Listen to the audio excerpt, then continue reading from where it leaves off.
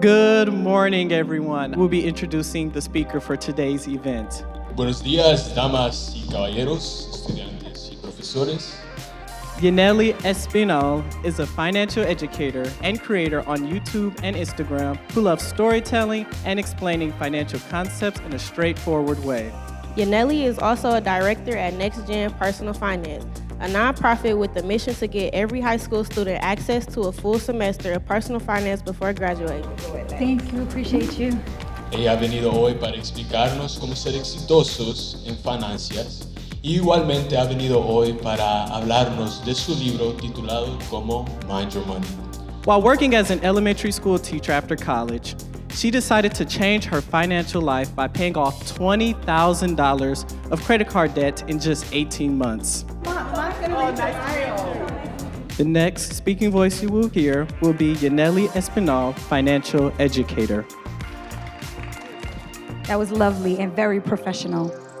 I decided to write a book in 2019 because of how much encouragement I was getting from my followers, who was just like, you have all of these stories and all of these videos that makes you very different from a lot of the other folks in the financial space.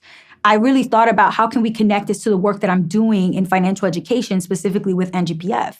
I wanted to really make sure we reach students in Title I schools, in low-income communities, in the same seats that I sat in when I was 15, 16, because I want them to know that there is the opportunity for someone just like me, just like them, to be able to come out of that situation and rise above poverty. So I really felt like a book tour targeting high school students would be the best way to do that.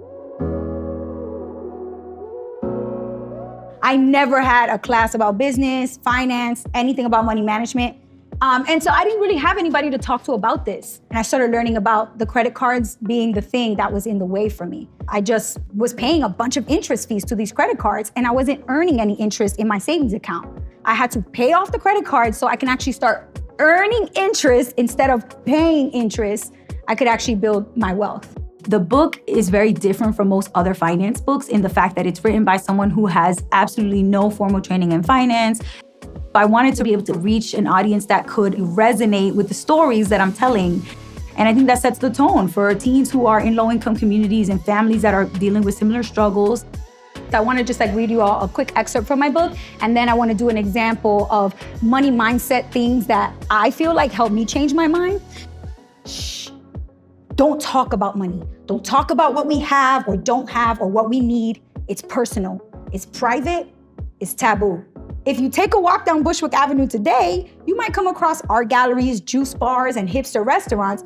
But back in the 90s and 2000s, those were bodegas, barbershops, and cashing spots serving low-income families who recently immigrated largely from the Caribbean. The main thing I'm seeing right now at every school is their eyes light up when they see her walk into a room and talk about her journey, because her journey is so similar to the students that we are visiting and meeting and seeing. Having a Latina published author come speak to them, sign their book, and answer their personal finance questions face-to-face. In Clark County, we have 1 out of 5 children that live in poverty. It's higher than the national average. So to be able to bring that message of inspiration and hope and education, because honestly, if you can just explain to a child it doesn't matter where they come from, it matters where they're going and how they get there, and that choices matter and that money matters, and so they can make the right decisions, they're going to go way further in life. When you talked about, status symbols and how status symbols really don't reflect how much money you have. That's right. They could reflect how much money you're in debt, but here in Vegas, there's a lot of status symbols. I didn't even make that connection. Vegas. Yeah. Living in Vegas. Mm-hmm. Yeah. Through our program, which focuses on 9th through 12th grade, they bring that information home, and now you've got a 6th grader, a 7th grader talking about investing, talking about loans, talking about taxes. And they're learning a little bit on social media as well, but you always want to do your own research, make sure that it's valid. For sure. And what stocks and crypto is doing good at the time, which one you could invest, because it's a risk. You can lose, but you can also win. So I'm looking forward to possibly starting a business within the next few years. It sounds like you are already on your way. The outreach is real. Through the 9th through 12th universe, we are now reaching 6th through 8th, which I believe will become K through 5, and maybe eventually communities in college and universities as well.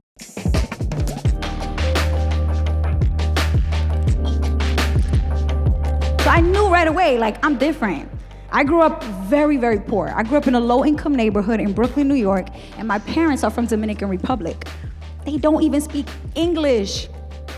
So they never had a credit card. They never had a debit card. I never saw any of those things in my house. Honestly, my parents never even opened a bank account. They paid for everything with cash.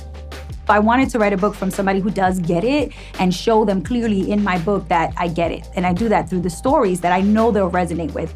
Because there would be times when my mom would call me and she's like, I am stressed out, mamita, like I don't have the money for the electric bill. And I was actually sending money from my paycheck back home to my parents. So we start looking at NGPF's umbrella of work and we're like, oh my goodness, we just did this program, serving a high population of Black and brown students in low-income communities. That is the perfect audience for my book. So we decided, let's offer this to them. So I ended up getting a full scholarship to Brown University when I was 18 years old.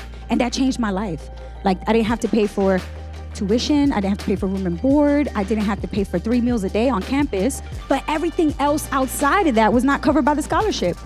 So when I got my first job as a teacher, my little secret that nobody in my family knew was that I had $20,000 of credit card debt from all the pizza, Starbucks parties, going to spring break. I went to Cancun with my friends for spring break. Like, I put that all on my credit cards. Don't do that. What I got out of that is just like learning about her backstory and like how she was able to like finance her college life and how she was able to pay her debt. Typically, when you attend college, the credit cards start coming in. You start getting into like the stigma of social expectations of always hanging out with your friends and spending money. So it's paramount for young adolescents in high school because you really understand the discipline of finance. I have yet to get a credit card, but the usefulness of the credit card as you get older is housing, everything like that. I feel like I need to get on top of that. How you think about money is rooted in your upbringing and what money lessons did you get from your caretakers, right? It's definitely the first introduction. My parents, they're immigrants, so they never really have money, so they don't really teach me money. So I have to learn everything from scratch, and this is like the first time ever in life in general where I really talk about money and how to use it wisely. Some of the most successful moments I have found in my job is just really seeing students be able to open banking accounts. They were able to apply for FAFSA, taking what we're giving them in finance education and growing that. I work into an interactive part, which is called the ultimatum game. It's technically really about like your relationship with money and the psychology of money.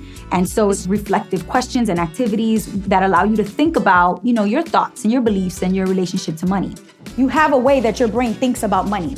So it's really important for us to point it out, figure out what is it, and do we like it? And if not, we need to change it. The ultimatum game asks students to come up, volunteer, and partner up. And then one of the partners will be the responder and the other partner will be the proposer. The proposer has to write on a piece of paper what portion of their $20 allocation. So I'm literally saying, I'm literally just gonna give you $20. And you didn't have it, but you have it now. Now your job is to give any amount of the $20, but you have to give something to your partner, the responder. Responders, I want you to out loud just tell us what the number was that you got offered by your partner, and yes, I accept it, or no, I do not accept it, okay? And if they decline your offer, neither one of you will get any money. $2? $2, do you accept it? No. No. So you just made both of y'all go down to zero. Is that cool with you?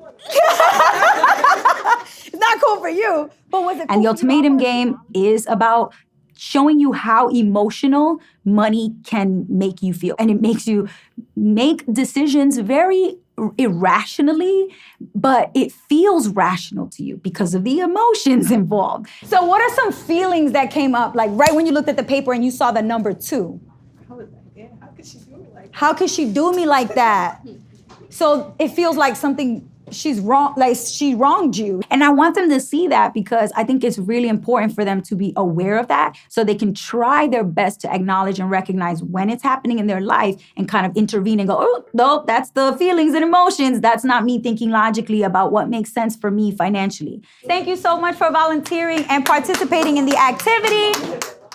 I think it's really important for individuals like Yanelli to come into schools like my school because of the Hispanic population, to be able to connect to someone like them, to be able to hear their story and feel like, wow, someone else might be, in a similar circumstance than I am. Ok, para empezar con el crédito, la primera cosa que yo siempre le digo a la gente es que empiece con autorización. Having her in person in the building, live, talking about these things that we've been talking about this whole semester, I definitely think that is a boost for them to then take the necessary steps so that they are making better decisions financially.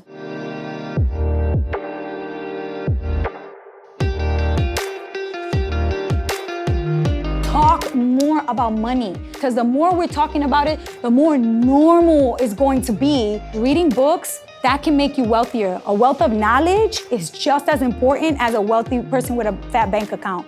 Trust me, the knowledge has to come first so you know what to do when the money comes and you don't lose it. How I'm applying what I learned. So whenever I get my paychecks, I always make sure to save money as soon as possible. So as soon as it hits my account, I always put a certain amount of money right in my savings, because I don't like splurging. I like making sure that I have money saved just in case there's an emergency. The personal finance course is really filling this void where students are showing us and telling us that they feel anxiety and that they have a real need for support and guidance. The biggest impact in this class has taught me how to financially take care of myself, and teaching me about how to get a job, how to make a resume. Stuff that people say that school doesn't teach you, this class has offered, which is super appreciated by me. Some of the students have approached me and they have mentioned that they are very interested in the topic because they have been able to use some of the knowledge when they purchase a vehicle by negotiating the interest rates and also their financing, as well as some of them have started brokerage accounts. A lot of people in the media say that financial literacy is not taught in schools. The public school system's failing us. We're not teaching money. And that's not really true. There are a lot more states where it's happening as a required class. And then there are a lot more states where students are taking elective classes. So I really wanted to just go and look at schools where this is being taught. Let's go see where students are learning financial literacy and what's they're excited about, what's on their mind, what questions do they have, and really hear from them. Thank you all so much. Y'all are amazing. Those were great questions. I appreciate you all. The most commonplace messages that are resonating and hitting all the students no matter where we go have been the personal stories. When they're nodding their heads, right, is when I'm talking about my family experience and growing up low income. Those experiences, they resonate with the most because they've had similar experiences, you can tell. Yanelli inspired me because knowing that even though I'm not in her same position, I still come from an urban setting and I can go and pursue these things as well. This is the type of exchange that I wish was happening for me at that age so that I could actually see that I am connected to these ideas about money. I've learned how credit works. I've learned how to actually sign up for a credit and a debit card in a bank. I've learned how to manage money. Miss Yanelli really changed my view and how money works. What I'm learning here is something that's actually going to help me down the road and what's going to lead me to being a better adult. Even though right now I'm 15, 16, I can imagine my future now really clearly because I'm seeing someone model this pathway that came after their high school career, their tenure in school, and they're just like me.